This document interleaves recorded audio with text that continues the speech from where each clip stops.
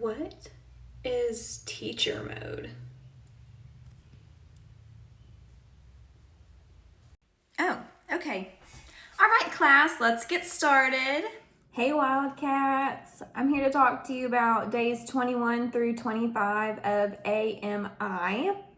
So, day 21, you're going to find something to read in your house, whether it's a chapter book or a magazine or a newspaper. Just find something. If you need to look something up on the internet, that's fine as well. But I want you to read like an article, a newspaper article, an article from a magazine, or maybe a chapter in a book. And then I want you to write a summary of what you read. So summary, 5 to 10 sentences, just give me the highlights. We practice summaries a lot when we read our novels. So this should be a fairly familiar concept for y'all. So just give me the main ideas, main points. You'll be good to go.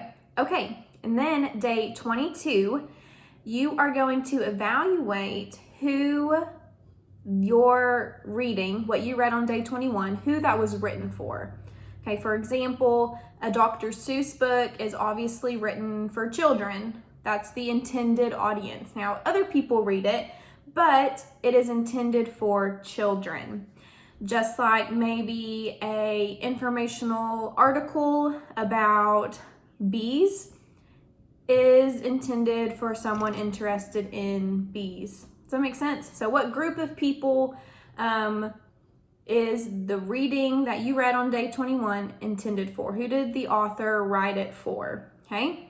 Then day 23 is the fun part. You're going to take what you read on day 21 and you're going to mimic the writing. So if you read an informational article about something, then you need to write an informational article about a topic of your choosing. If you read a chapter from a fictional book, then I want you to write a fictional story. Okay? Doesn't have to be super long. On your AMI packet, it tells you the sentence requirement. I'm not asking you to write 20 pages or even 5 pages, okay? And then on day 24, you're gonna read what you've written to everyone in your home, okay? So if you live with one adult, you'll read it to them. If you read with 2 adults, read it to them. If you live with siblings, you can read it to them. But I want you to read it to as many people in your home as you can. And then I want you to ask them what they thought, what their thoughts are of your writing and their opinions. And I want you to write what they say down, okay? That's all you do for day 24. Read it to people and write down what they think about it. Day 25, the last day, I want you to look at the different opinions of your writing that people say and compare them, okay? Because most likely, the people you read to fall under different categories. So, kind of compare what everyone said and try to find some differences and similarities. And then I want you to think about and evaluate, why do you think different people have different opinions on writing? Okay? Why do you think that maybe I have a different view on a Dr. Seuss book than a 5-year-old? Why do you think that is? Okay, so look at who you read your piece of writing to, compare, and kind of think about maybe why your mom said something different than your dad, or your grandma said something different than your brother. Okay? All right, doesn't have to be perfect. Just try your best. If you get confused, you can contact me. I'm here for you. Always, you can email me, call or text me at the number that I've been emailing out to everybody, or you can send me a remind text, okay? So be sure to check your remind and check your emails for messages from me, and I look forward to seeing y'all someday soon, and I miss y'all so much, and I'll see you later. Bye. Hey, 7th grade, it's Miss Hamilton here. I'm going to talk to you about your day 21 math. I know I kind of went over this a little bit last week or the last packet, but here's just a few more examples on how to solve some 2-step equations. So remember, your first step is always the step that's not connected to the variable. We do the opposite operation. So this is a minus. We're going to say plus 5 on both sides of the equation. Remember, you can always draw that line down. That cancels. The only thing left on the left side is 6x equals 36. So then you ask yourself, what's happening? What operation? Well, it's multiplying, so we're going to divide by 6 on both sides. This cancels. I'm left with x equals 36 divided by 6 is 6. So x equals 6. Remember, you can always plug this back in up here. Say 36, or 6 times 6 is 36. 36 minus 5 is 31. So then you know you're good. So then you're good to move on. Okay, over here, it's just flipped backwards. So we still do the same thing. Look at the side where the variable's at. You don't want to mess with this one. You want to mess with this one first. It's positive 4, so we're going to say minus 4 on both sides. That's gone. Negative 10 minus 4 takes us to negative 14 equals 7y. Divide by the 7. That's gone. So negative 14 divided by 7, you get negative 2 equals y. So there's your answer there. So keep going. Over here, I'm moving the 9 first. So minus the 9. 21 minus 9 is 12. So 12 equals, this is not 3a, it's negative 3a. Remember that minus, whatever sign's in front of it stays with that term. So a negative 3a, so I'm going to divide actually by negative 3 on both sides. 12 divided by negative 3 gets us negative 4 equals a, because that's gone. Okay, so that's your answer there. Then over here, this is one term. We don't want to mess with that because the variable's in that term. So we're going to mess with this one. So plus 13 on both sides of the equal sign. So I get w divided by 3 equals 11. Negative 2 plus 13. So I'm starting with negative 2 and I add 13 to it. Takes me to 11. This operation here is being divided. So the opposite operation is multiplication. So we're going to multiply by 3 on both sides. That's gone. So I get w equals 33. Hopefully these few examples will help you. There's a few more examples on your assignment. So hopefully this helps you. If not, remember to email us. Hope y'all are staying safe, and we miss y'all. Hey, 7th grade. This is Ms. Hamilton here. I'm here to discuss to you about your day 22 in your packets. This is kind of over some square roots. So just a refresher, square roots. To square a number means to multiply by itself. So if you say 4 times 4, you're really saying 4 squared, which equals 16.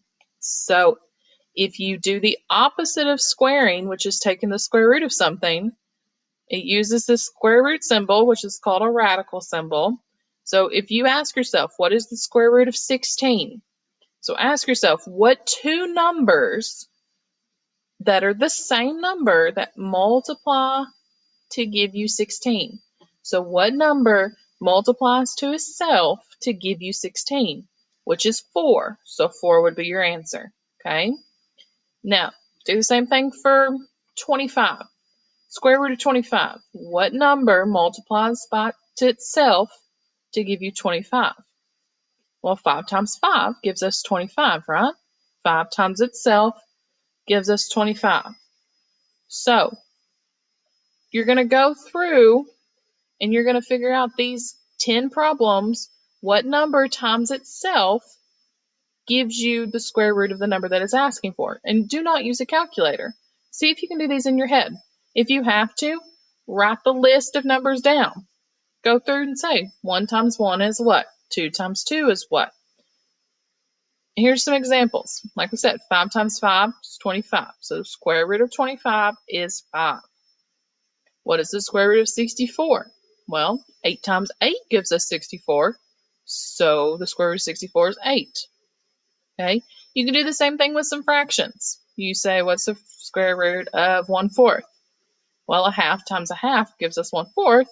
So the square root of 1/4 is a half. Okay? So see if you can do these without a calculator. I think you can. You just have to have confidence that you can. Okay? You will see these next year in 8th grade, and we'll kind of build up on it a little bit. I hope y'all are staying safe, and I miss y'all. Y'all have a good day. Hey, 7th grade. This is Ms. Hamilton. I'm here to talk to you about your day 23 math. It's going to be some more statistics practice. We've done a couple of these with your president assignment, and here's just a few more. So on this assignment, you're going to have 2 sets of data. On this example that I'm doing right here, I'm just doing 1 set of data. Okay, but you just pretty much do everything I'm doing here, just double it. So the first thing it wants you to do is it wants you to create a dot plot. Remember, a dot plot, it can involve dots or you can involve X's, but it's pretty much just like a frequency table. You're just telling me where things are. So you go through and say I've got a 50, so I'm going to put an X or a dot above 50, and you just go through like that. There's a 62, there's a 61, 52, 55, 60, another 55, so I stacked it on top, another 50, a 51, 57, another 52, 59, another 60, another 50, another 52, and a 53. Now, I would go through and count just to make sure you've got everything. So there's 1, 2, 3, 4, 5, 6, 7, 8, 9, 10, 11, 12, 13, 14, 15, 16. So you should have 16 X's or 16 dots. 3, 4, 5, 6, 7, 8, 9, 10, 11, 12, 13, 14, 15, 16. So I'm good. I'm good on that dot plot. Okay. So now on this box and whiskers, I've given you a couple examples on this before, but here's another example. So remember, first thing you have to do is order your numbers that are in your data from least to greatest first. That's got to be the first thing you do, because you need that minimum. So this is your minimum. So if you ordered it correctly, it's your first number. Then you need that maximum. So there's that maximum. And also you need that median. Remember, median means the middle. So just figure out which number's in the middle. So you can start kind of going through, figuring out which number's in the middle. In this case, I would say 53, but I'm going to double check. So this is another way. Just kind of take your fingers, slowly move them in. Okay. And see, I was wrong. It's actually the middle is in between these two numbers. What is in between 53 and 55? Well, 54 is. So 54 is my median. Okay. So always double check yourself. So remember, your median creates a middle point. So then we have to find our lower quartile and our upper quartile. Those are just medians of the different halves. So the median of the lower half is this lower quartile. So I'm going to go through, find my median. My median is going to be in between these two, which is 51.5. Okay, then I'll do the same thing over here. So my median in between this is 59.5. So remember, I just made up these numbers not all numbers are going to have two numbers there. You could have one number in the middle, and that's your median or your lower or upper quartile. So once you have these 5 numbers, those are the numbers you're plotting on this graph. So I'm putting a dot above 50, putting a dot above 62, putting a dot above 51 and a half, 54, and 59 and a half. Okay, so remember, you should have 5 dots. You're connecting the 2 at the ends. Those are your whiskers. And then you're drawing a box, connecting your second and fourth one, like that. And then your third one or your middle one, you draw a line down it. And that's how you create your box and whiskers. Remember, if you're still having trouble on creating a box and whiskers, you can always email me and I can help you. Or there's always YouTube videos out there that show you more examples.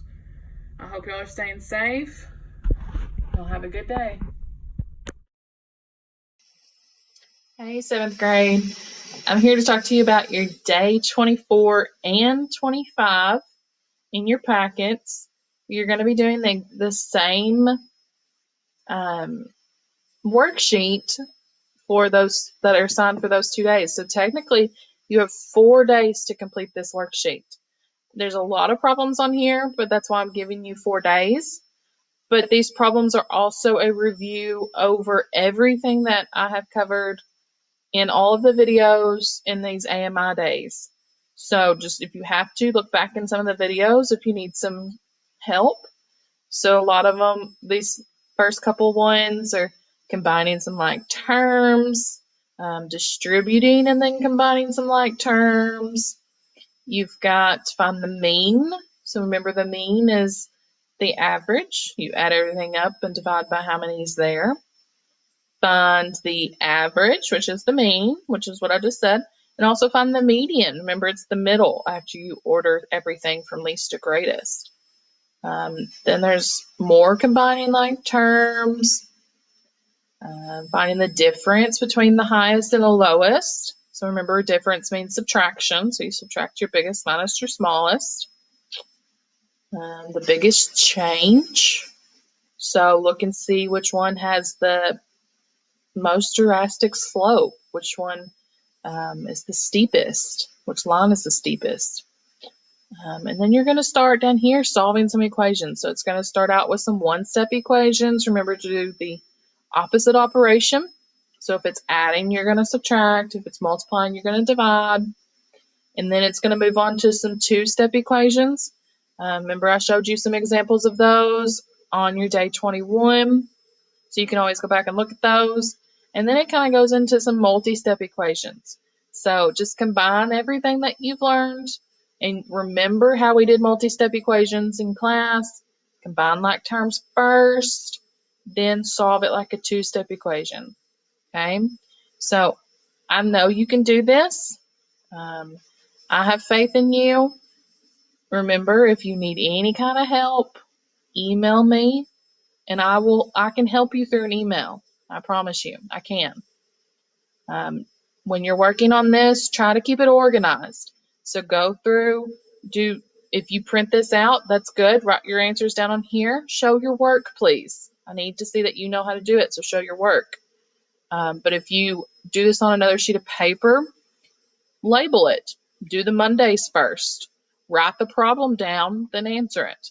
That helps me know where your answer is coming from. It helps me whenever I go through and I grade stuff.